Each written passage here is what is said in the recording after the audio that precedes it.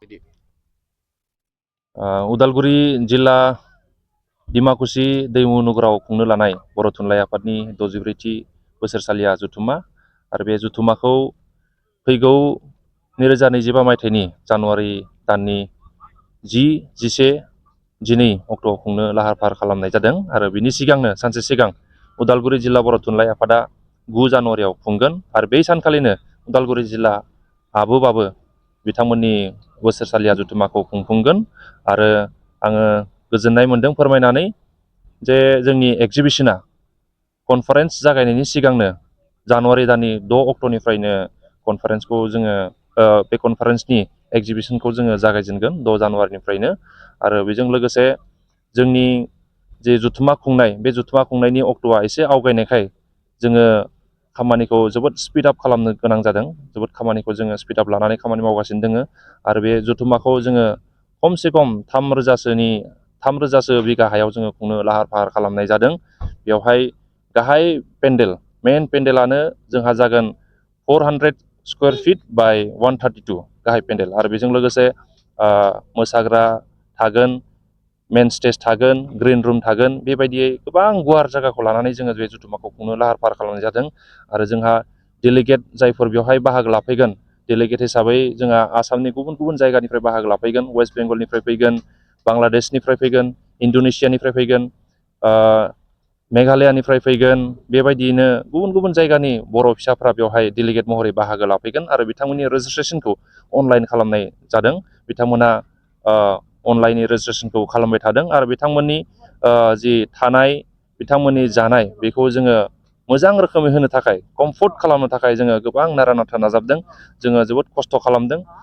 बिथांमोनखौ जोङो मोजाङै रोखोमै जाहोगोन, मोजाङै रोखोमै लाखिगोन, बिथांमोननि गासैबो सुबिदाखौ जों खालामबाय थानाय जादों आरो जोंहा जानायनि खोथायाव बुङोब्ला जोङो डेलिगेटनि थाखाय एक्सट्रा डाइनिं हल जोङो बानायगोन। बेवहाय अनलि डेलिगेट्सफ्राल' जागोन आरो भिआइपिनि थाखाय एक्सट्रा थागोन आरो रायजोफोरनि थाखाय, एक्जिबिशनफोरनि थाखाय, जोंनि साब कमिटि मेम्बारनि थाखाय जोङो एक्सट्रा डेलिगेट खालामनाय जागोन आरो बेवहाय एक्सट्रा डाइनिं रुम बानायनाय जागोन। बे एक्सट्रा डाइनिं रुमाव खमसे खम 3,500 बिथांमोना जानो हानाय केपासिटि खालामनो नागिरदों आरो डेलिगेट्सनि थाखाय 1,500 जन जानो हानाय जों केपासिटि खालामगोन आरो भिआइपि एक्सट्रा थागोन।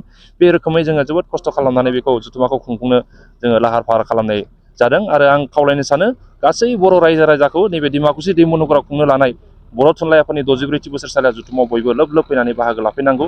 बेवहाय जोङो जोंनि खस्थ' डिमाकुसि ओनसोलनि गासै उदालगुरि रायजो राजाफोरनि बेवहाय खस्थ'आ दोङो। बेवहाय जोङो गोबां खस्थ' खालामनानै बानायदों। जोङो जोंनि खस्थ'जों बानायनाय जि कनफारेन्स खुंनो लानाय लाहार फाहार खालामदों, बै खस्थ' खालामनानै खुंनो लानाय बे जथुम्माखौ जाहाथे रायजो राजाफोरा फैनानै नायफैयो, बेवहाय बाहागो लाफैयो आरो बर'नि राव हारिमु थुनलाइ, बेवहाय जोङो बर'नि राव हारिमु थुनलाइनि गोबां खोथा बाथ्राफोरखौ गेदेमा आलासि, एकाडेमिसियान, जायफोर स्कलार्सफोर दङ, साइन्टिस्टफोर दङ, बिथांमोना बेवहाय बाहागो लाफैगोन। बिथांमोननि खोथा बाथ्राफोरखौ जोङो खोनासंगोन आरो बेवहाय गोबां रोखोमनि सेमिनार जागोन। बर'नि राव थांना थानाय, बर'नि हारिमु, बेवहाय गोबां अध्ययन खालामनाय जागोन। गोबां माने लिरगिरि बिथांमोना बाहागो लाफैगोन। बिथांमोननि खोथा बाथ्राफोरखौ जोङो खोनासंनो मोनगोन आरो बेवहाय गोबां सोलोंनो मोनगोन। जोङो डिमाकुसिबासि हिसाबै जोङो जोबोद उत्सुक जानानै दोङो। जोङो बेवहाय जोंनि बर' फिसाफोर, गेदेमा आलासि बिथांमोना मोजां मोजां खोथा बाथ्रा बुंफैगोन आरो बिथांमोननि खोथा बाथ्राफोरखौ लानानैनो जोङो इयुनाव जेन जोङो दावगायलांनो हागोन आरो जोंनि डिमाकुसि रायजोआ बेवहाय जोबोद लाब जागोन होननानै जोङो आसा खालामनो हायो। लोगोसे जोंहा भलेन्टियार्सफोर 500 भलेन्टियार्स जोङो थि खालामनाय जादों आरो बेवहाय मावसोम हान्जा भलेन्टियार्स हिसाबै हिन्जावसाफोर 200 थागोन आरो हौवासाफोर 500 मावसोम हान्जा थागोन आरो कालचारेल साब कमिटियाबो बिथांमोननि मोसानाय प्रेक्टिस, रिहार्सेल बेखौ फुल सुइंआव खालामगासिनो दङ आरो जोंहा मार्केटनि थाखाय जोङो स्पेसियेल जायगा खालामनाय जादों।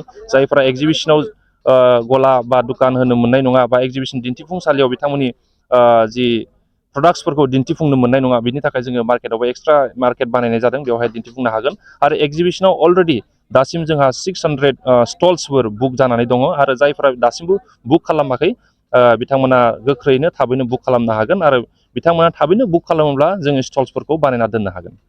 एक्जिबिशनजोंनो लोगोसे जोङो स्पेसियेलि आसाम बुक पाब्लिकेसननिफ्राय बुक फेयार्स थागोन। जायफ्रा बिजाब फरायनानै मोजां मोनो, जायफोरा लिरनानै मोजां मोनो, थुनलाइ थुनलाइयाव जायफ्रा गोसो बिथांमोना बे बुक फेयार्सनिफ्राय लेखा बिजाब बायनो हागोन, फरायनो हागोन, लांनो हागोन।